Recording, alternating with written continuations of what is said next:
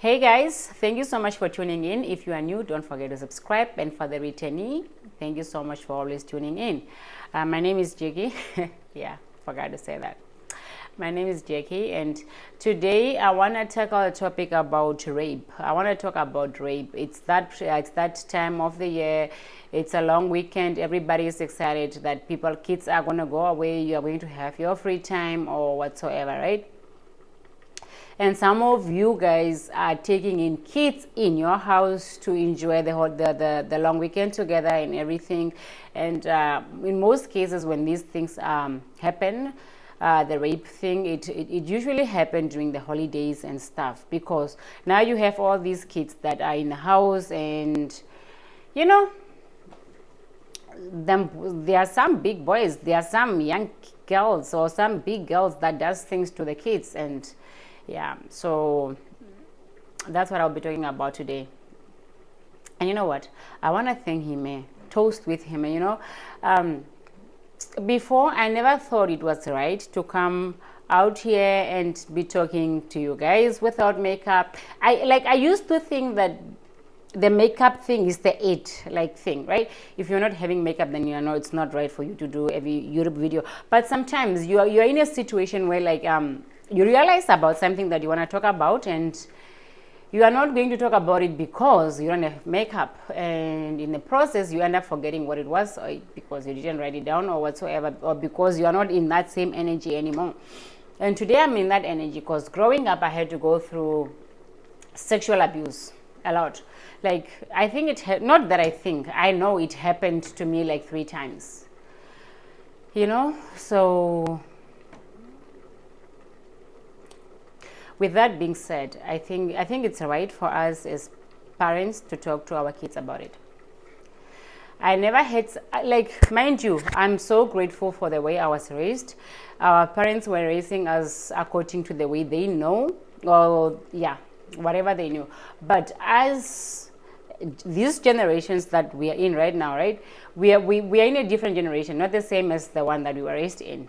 Like, we go to school that talk about this topic, we interact with other people that talk about these things. We have YouTubes, we have Netflix, we have Instagram, Facebook, Twitters, everything, all the social medias. Like, we have a lot of platforms that talk about these things, and I think it's right for us to share whatever information we got from the internet and share it with our kids, or whatever we learn from other parents and share it with our kids.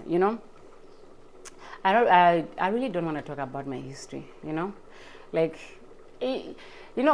I talk about it, the thing is, at some point I feel like I'm fine, but whenever I open up to talk about it, it's like it opened the wound, and I start getting angry, and I start wanting to kill people. Am I okay? Yeah. That's me. I start getting angry. And the thing is, right, I want an answer. Sometimes I feel like I need a closure. I have to talk to that person who did that thing to me and ask what were they thinking. I have a lot of things when I have to talk about it. So I try to stay away from talking about it as much as I can. But as much as I want to stay away from it, I would also want to talk just about it in a different way, where is just raising awareness to our kids and other parents, just you guys. It's very important to talk to your kids about rape. And rape isn't only about somebody taking their P, entering the V part. No, that is not only rape. Rape is it's gonna be somebody touching your kid in an improper position. If somebody come and touch the kid's bum, and it's not right. It is not right, and that is rape. That person is a rapist, my dear. They are rapists. Whoever does that, and sometimes it comes in a sense of throwing a comment. The kid is passing by and they will be like, oh, this kid have nice parts, or they have nice boobs, or those kind of thing. It's also not right, because it all starts in the brain. If they say they have nice breasts, tomorrow they would want to touch those breasts. If they say they have nice butts, tomorrow they would want to touch those things. And tomorrow they might just touch and not do anything else. And then after touching, what happened after? We do the do's. I'm married. We do the do's. Husband touch here, husband touch the behind, and then boom, the kids come. So it is what it is. These things happen all the time. And us not talking about it is not going to help anybody.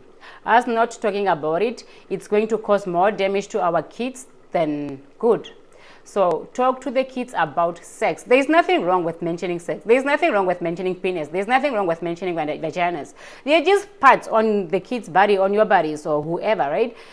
So there's nothing wrong with you opening up to your kids and mentioning these parts. Don't make it sound like it's a bad thing when a kid says, "Mommy, my vagina is hurting." There's nothing wrong with that. It's a part on her, but what do you want her to say? Like, what do you want her to say? It is what it is. Because if you make it right for her to open up and say these words, when somebody come and touch their part, they will be able to come to you and say, "Mommy, uncle who, cousin who, my brother who touched my private part and I'm not comfortable with that." And the thing is, the kid doesn't have to be comfortable with you touching that part. And the kid doesn't have to have that anxiety, that anxiousness, like, okay, if this person touched me. No. You don't want to put your kid through that nonsense, right? And it's a long weekend. These things happen through the long weekend. And if it happened at Andy's whose house and the kid were not able to address this issue with Auntie who or Uncle who's house, once your kid got home, this is me, like, call me crazy, because I had to go through these things myself for me to learn that lesson. Like, I do this. When my kids come back from the holiday, I'll sit them down and ask, "How was the holiday?" Well, it was fine. Okay, the holiday was fine. So did you talk to anybody? Did anybody touch you? Did anybody do what? Like, I try to get as much information as I can. And I swear to God, like, I swear to God, if somebody touched my kids, I'll kill them. Like, because it hurt. That thing's hurt. That thing hurt. Like, and us being hetero, right? We are raised in this community where we are told that your cousin is your husband. So you have a girl, like my girl is like 10 years old. She's turning 10. And I'll be like, "No, who is your husband?" So these kids, they grow to know that these people are their husbands.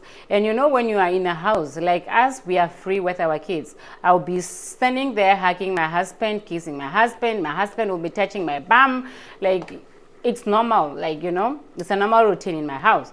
So if you educate your kid that cousin who is their husband, when this cousin who is touching their bum and touching their private parts, this kid is going to believe that it's okay, because that is what your husband is doing to you. So what is wrong with that?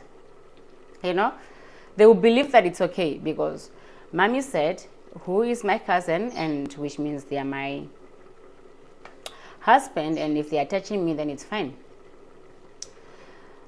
Like, I don't think it's right for us to educate our kids that their cousins are their husband. Yes, I'm married to my cousin. Nothing wrong with that. It was by choice. I chose that. We chose that, both of us. I'm married to my cousin. We both chose that. Is the route we both chose, and we are happy with it. We are both happy with each other. But again, that is the route where you have to give the kid opportunity to choose that for themselves, not you deciding for them that who is their husband. Who said it was their husband? What if they don't want to marry those people? There's no such thing. Their cousins are just cousins. That's it. That one is your cousin. That one is your uncle. That one is your brother. That's it. It ends there. It doesn't have to go to it's your husband. Don't tell your kids those nonsense. It doesn't work. Those things doesn't work, and it doesn't help them in any way. In fact, it hurt them, because when these things happen, they are going to think that, no, it's fine. They're my husband anyway. So what is wrong with that? And another thing is, some instance, these things come from people that are supposed to be protecting them, like uncles and brothers and stuff, right? Again, I'm in a position where I can't talk about stuff.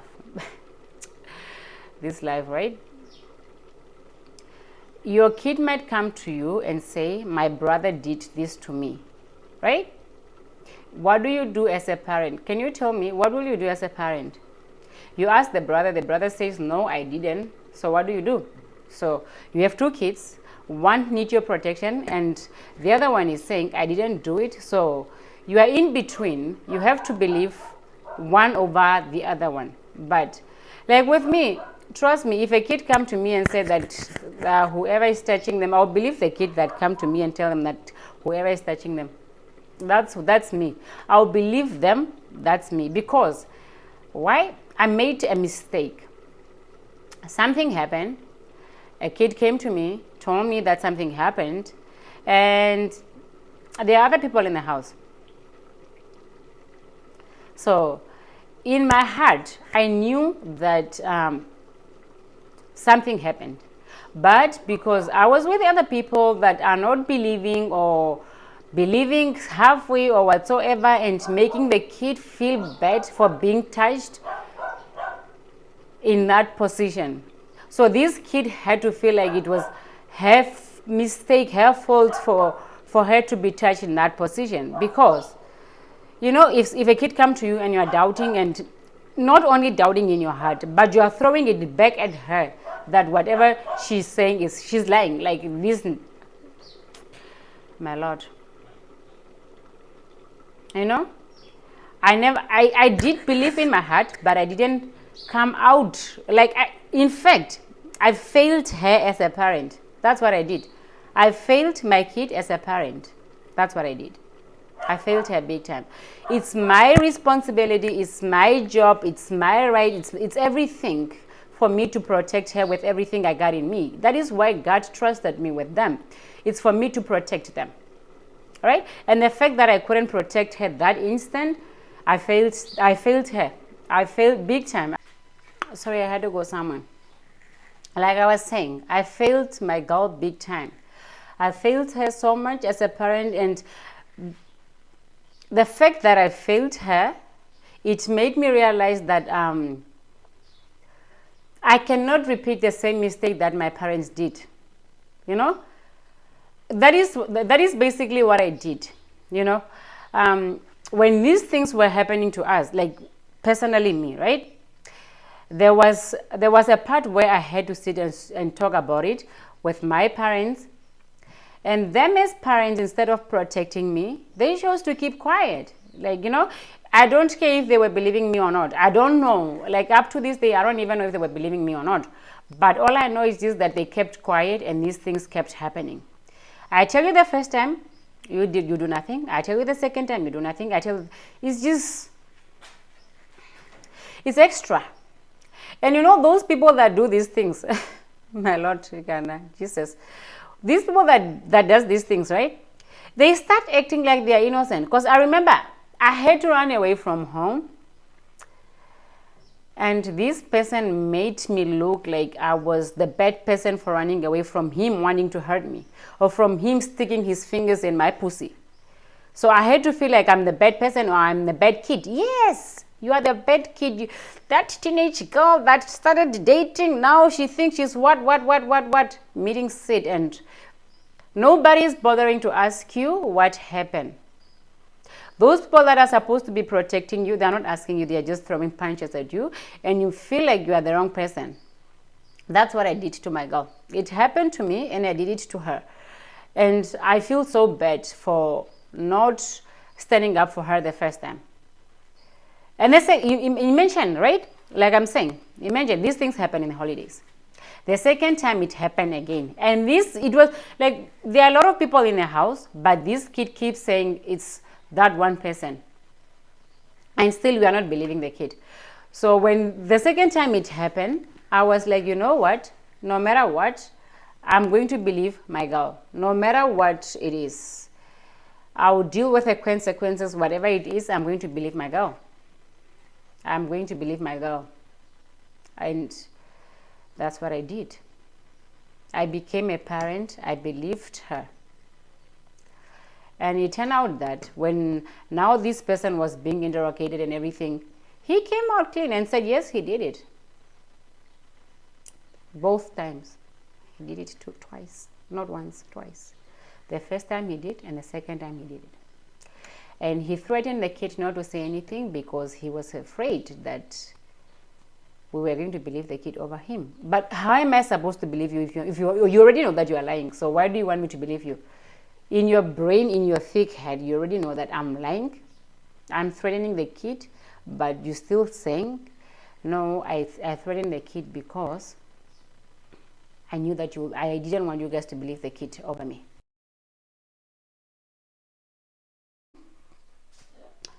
Over this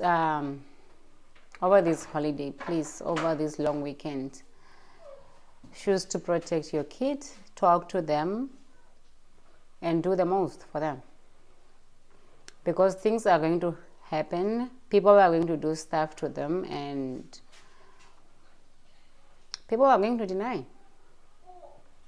They are going to deny, like, they are going to make them kids look like they are bad people and everything, but choose your kids, talk to them.